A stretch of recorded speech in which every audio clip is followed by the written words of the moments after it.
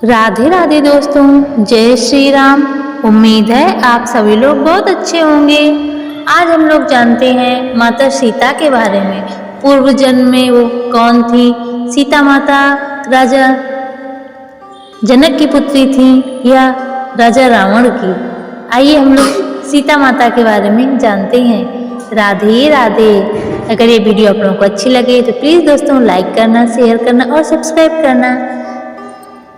जय श्री राम। सीता माता का पूर्व जन्म और उनका मूल संबंध। सीता माता, जिन्हें हिंदू धर्म में आदर्श नारीत्व और भक्ति का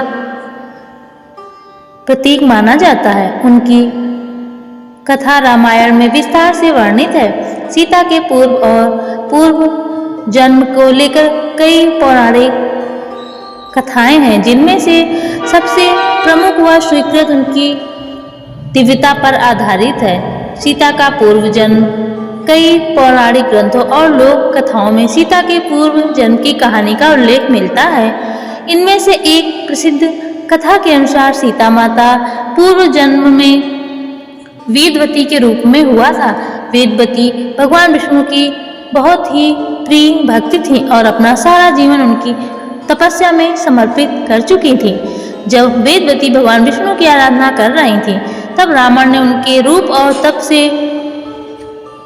प्रभावित होकर उन्हें अपनी पत्नी बनाने का प्रस्ताव दिया। वेदवती ने रावण के प्रस्ताव को ठुकरा दिया, जिससे रावण ने उन्हें बलपूर्वक छूने का प्रयास किया। अपनी पवित्रता और सम्मान की रक्षा के लिए वेदवती ने यज्ञ अग्नि में स्वयं को समर्पित कर दिया। उन्होंने यह बहुत ही दृढ़ प्रतिज्ञा की कि अगले जन्म में वे रावण के विनाश का कारण बनेंगी। ऐसा कहा जाता है कि वेदवती ने ही अगले जन्म में सीता के रूप में जन्म लिया।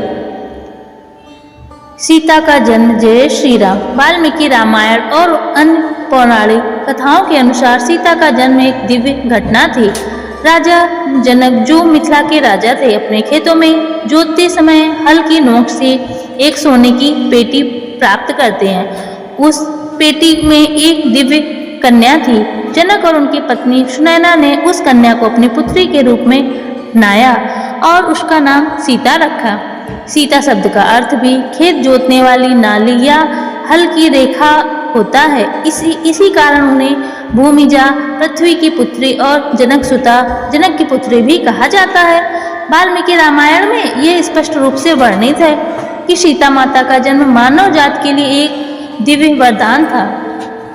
सीता रावण की पुत्री के रूप में कथा हम लोग आज ये भी जानते हैं। कुछ जैन ग्रंथों में यह उल्लेख मिलता है कि सीता वास्तव में रावण की पुत्री थी। इन ग्रंथों के अनुसार रावण की पत्नी मंदोदरी को एक यज्ञ के दौरान एक दिव्य फल प्राप्त हुआ था।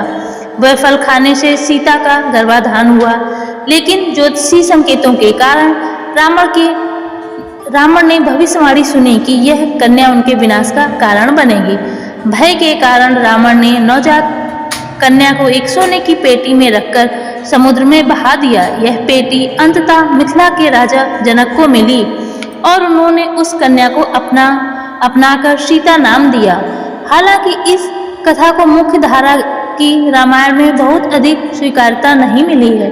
यह कथा क्षेत्रीय लोगों के द्वारा अलग अलग ग्रंथों में सीमित है।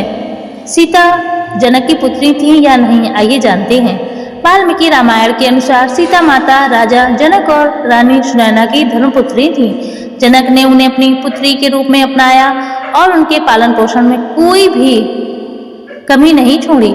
सीता को बचपन से ही उच्च नैतिक मूल्यों और संस्कारों के साथ पाला गया, जो उनकी पवित्रता और आदर्श नारीत्व का आधार बने। रावण और सीता जी का क्या संबंध है, आइए जानते हैं। चाहे वेदवती की कथा हो या रावण की पुत्री की कहानी, इन सभी का एक ही निष्कर्ष है कि सीता माता का जन्म रावण के विनाश का कारण बनने के लिए हुआ था। भगवान राम से विवाह के बाद सीता ने अपने जीवन के बहुत ही संघर्षों को धैर्य और साहस के साथ झेला। रावण द्वारा उनका हरण और उसके बाद राम द्वारा उनका उद्धार, ये सब उनकी दिव्यता और धर्म के प्रति निष्ठा का प्रमाण है।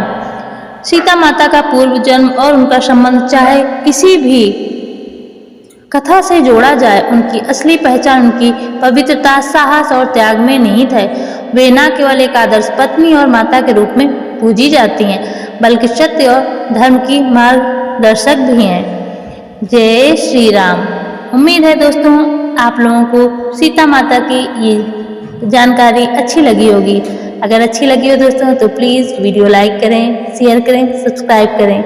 सुनने के लिए धन्यवाद दोस्तों। राधे।